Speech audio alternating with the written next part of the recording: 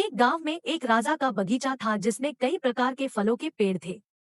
वहां कहीं से बंदरों का एक झुंड आया। बंदर बगीचे को देखकर प्रसन्न हुए और उन्होंने वहीं रहने का निश्चय किया।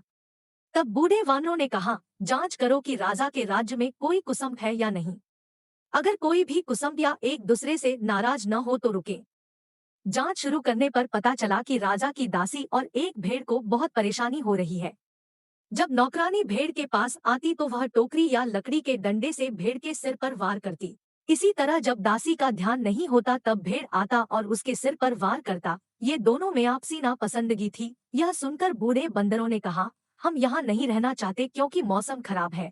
तब युवा बंदरों ने कहा, यहाँ बहुत सारे फल और फूल है और एक झील भी है, इसलिए हम नहीं आना चाहते हैं।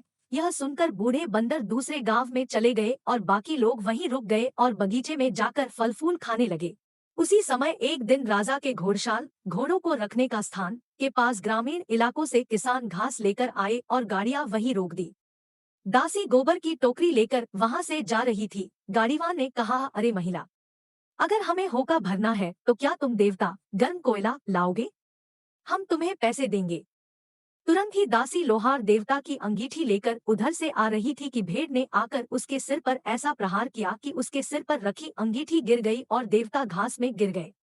अतः आग लग गई और घोड़ों का अस्तबल जल गया, जिससे वहां बंधे घोड़े भी जल गए। जब राजा को पता चला तो उन्होंने तुरंत डॉक्टरों को बुलाया और घोड़ों को शीघ्र स्वस्थ होने की सलाह दी। तब डॉक्टरों ने कहा, अगर बंदरों को मारकर उनका मलहम बनाकर घोड़े पर लगाया जाए तो घोड़ा तुरंत ठीक हो जाएगे और बेहतर हो जाएंगे।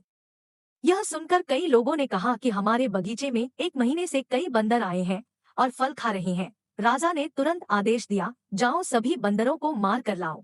आदेशानुसार सैनिकों ने अपनी बंदूकें उठाई और सभी बंदरों को गोली मार दी। फिर उन्होंने एक पेस्ट बनाया और उसे घोड़ों पर लगाया। पाठ, हमने देखा कि बूढ़े बंदरों की बात न मानने की वजह से सारे बंदर मारे गए और बूढ़े बंदरों को कितना लाभ हुआ।